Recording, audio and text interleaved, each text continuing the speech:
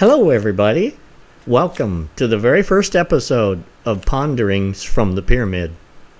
My name is Alexis Sheppard, and I'm about to take us on a journey where I don't even know where it's going to go.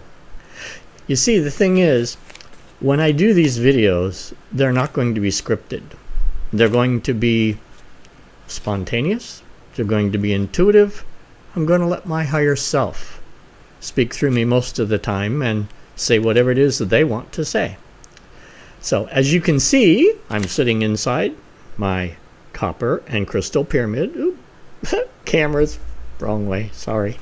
Anyway, this is the first time I've done this, obviously, and so I'm a little bit nervous. No, I'm not a little bit nervous. I'm a whole lot nervous. So I'm nervous, but at the same time, I promised myself, and I promised you, all of you out there, that I was going to do this, and so here we go. So, just going to take a little deep breath or two.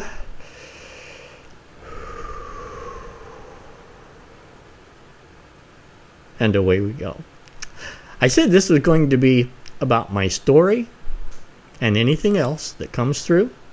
So I'm just going to start at the beginning when I made the decision to really seriously heal the complex PTSD that I've had basically all of my adult life.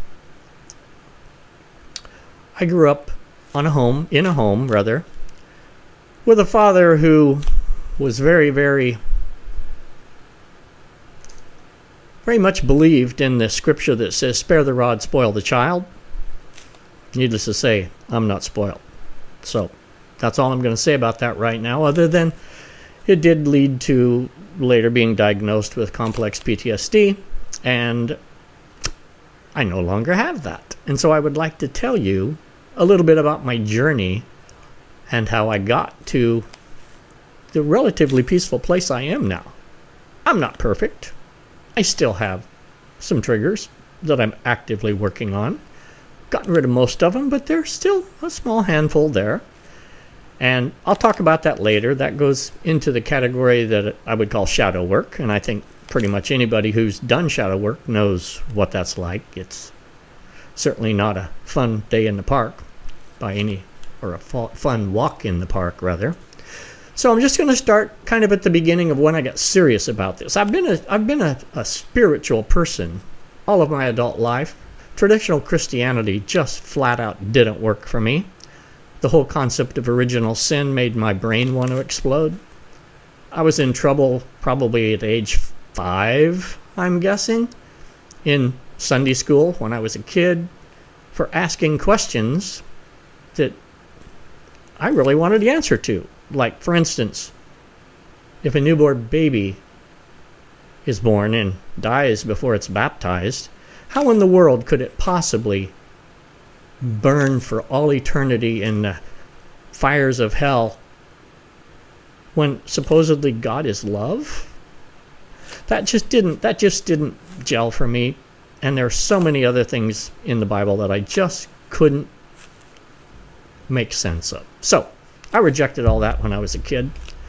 Went on a search, tried different churches, tried Wicca, tried a whole bunch of things until prior to the pandemic in 2019, I ran across a book by Michael Pollan called How to Change Your Mind. It might be You Can Change Your Mind. I don't have the book in front of me, but by Michael Pollan, How to Change Your Mind. I read that book and it was life-changing. And the reason it was life-changing is that it talked about how to get rid of PTSD. And it talked specifically about using plant medicine. And you're going to hear me use that word throughout this whole series a lot. Plant medicine. Plant medicine is the medicine that was given to us by Mother Gaia. It comes from the earth, has the energy of the earth, and they heal so dramatically if you tell them that is your intention. That is important to know. For if you just use cannabis or other psychedelics, without setting an intention, you're just going on a trip, just a party trip. But if you set the intention before you go on the journey, regardless of which plant medicine you use, if you give the intention to heal, the medicine will hear that. And whatever journey you go on will be a healing journey. A very wise person once told me, you don't always get the trip you want, but you always get the trip you need. And that was very much the case for me. So without going into any details about that, because I don't believe this is the time nor the place for that, I'm simply going to say that in 2019, after reading that book, I thought, maybe I should start that and see if that will help me through some of the traumas that I have survived. And I have survived many. Like I said, I had a violent father. I transitioned. Well, wrong order. Had the father. Then I had cancer in 1998. Stage 3, Hodgkin's disease. And I got the message very clearly as I was meditating after being diagnosed. And the message was very, very clear. We did not come to kill you. We came to wake you up. If you want to live an authentic life, you will live a long and prosperous and happy, authentic life. But if you choose to stay in the matrix, if you choose to live in what David Icke refers to as the postage stamp reality, then your journey here is done. And we will be happy to take you to the other side of the veil. But I decided, no. I absolutely want to learn whatever lessons the cancer came to teach me. And I am now 27 years cancer-free. Cured. The oncologist uses the word cured for Hodgkin's at year 10. So I'm no more likely to get Hodgkin's again than anybody else out there. So that is done. But what it taught me, the lesson that it taught me, was it's time to live authentically. And for me, that meant changing from male to female, to live my authentic life. And I know there's going to be some of you out there that are going to hear this, and it's not going to resonate for you, and that's okay. It's my life, not yours. You're not being forced to watch or listen to this. So I'm going to give you the same intro that my life coach / shaman, Ricky Goodall, and I'll put the link to his website below. And he says, do not believe anything that I say. Don't believe anything just because I've had this experience or that experience. Only believe the things that resonate for you. If anything in my life experience would be helpful to you, because when I say the words and describe the experience, you have the feeling, oh my gosh, that makes sense to me. Yeah, that resonates for me. If that happens for you, then by all means, try it out. See if it fits. See if it works for you. Anything that I say that doesn't resonate for you is not for you. As you've heard me say many times in my other videos, these messages are for those who have ears to hear. They are not messages for the masses. It's for those who have ears to hear. And these videos will take that into another dimension. For we are going to go deep in this. We're going to talk about my life. We're going to talk about spirit, soul journeys. We're going to talk about UFOs and ETs and all the stuff I mentioned in the introductory video. But for today, I just wanted to start with the very, very basics, that I started my journey in 2019 with plant medicine. And after I did that for a while, I started practicing ceremonial high magic. I tried Wicca once before, and it was too rigid for me. There were too many. It was almost as dogmatic for me at that time as the church was. I just didn't want to jump through all the hoops that they said that I should. So I decided to do ceremonial high magic, and that seems to be less rigid, less dogmatic. You can kind of pick and choose. You can do whatever rituals you feel like on any given day that help you feel better and to create a new reality. So I started practicing high ceremonial magic or ceremonial high magic, and that worked really well for me. That helped me really, really raise my vibration. And after I started doing that, that was when I discovered Ricky Goodall, because he was at that point in time putting up lots of YouTube videos about high magic. And so I started following him, listening to what he had to say, listening to other people who teach high magic, specifically Brandy Joy also. I'll put her link as well. And once I started doing the magic, I started literally feeling the magic. I started feeling the changes that were occurring in my body and in my mind and in my soul. And so I reached out to Ricky for deeper work. Ricky's also a shaman. And so we started doing some shamanic work. And I went to Mexico and was initiated in high magic after working with him for about a year. That was transformative as well. And so when I came back from the initiation, then I just continued my practice with magic and continued with plant medicine, and the journey has just gotten better and better and better ever since then.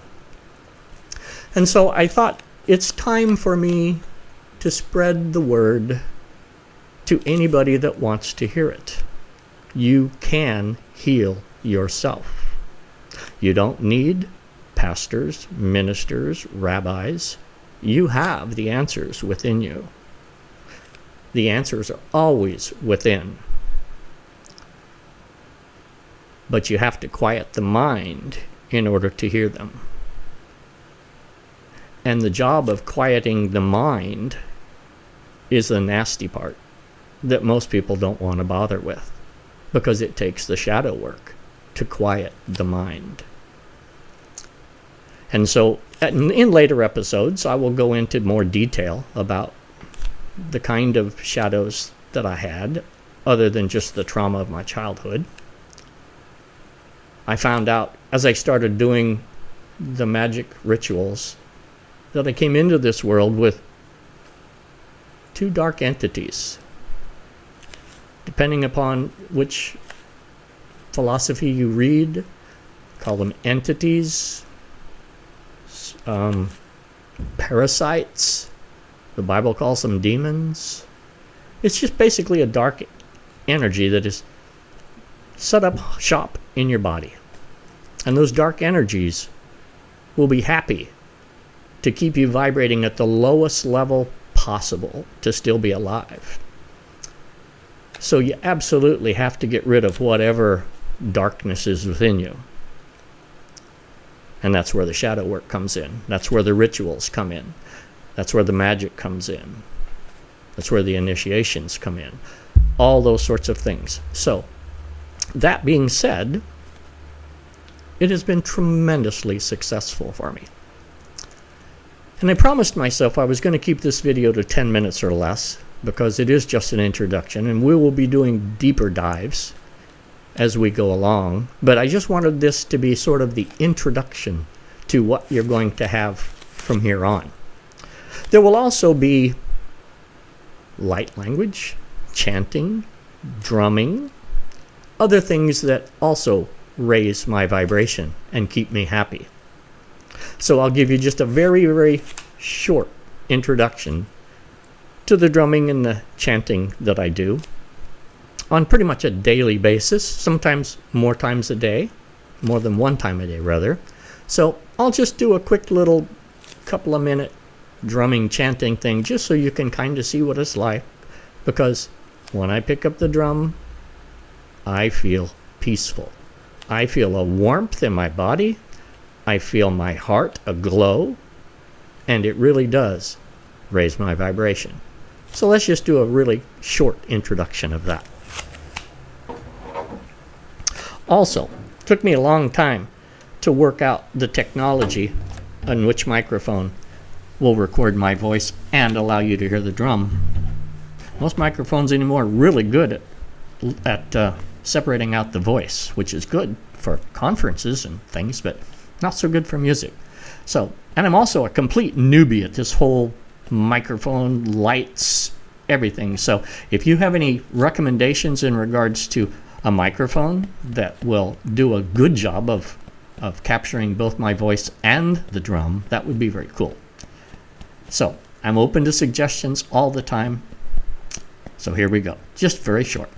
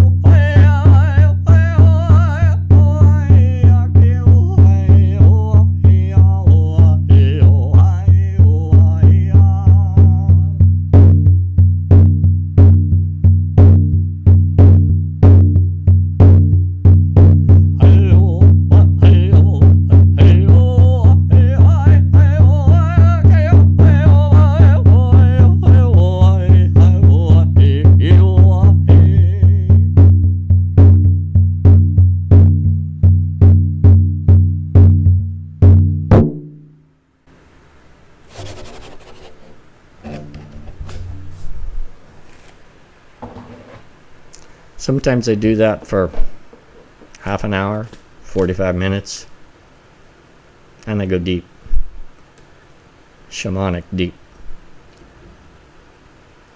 The drum I made with the help of a drum maker by the name of Don Schulz. I'll put his link in as well. In fact, I have another drum there that I'll show you at a later date. So that's an introduction to what will come. There will be much, much more. We'll go very deep. I would really, really like it if you would ask questions. If we can do some Q&A stuff, I think that would make it more meaningful for my listening audience. Otherwise, I'll just continue to say whatever comes through me. And talk more about channeling, talk more about how I became a channeler in later episodes. So, thank you for watching this very first episode of Ponderings from the Pyramid. I am Alexis Sheppard, and I love you all. Thank you, and good day. Bye-bye.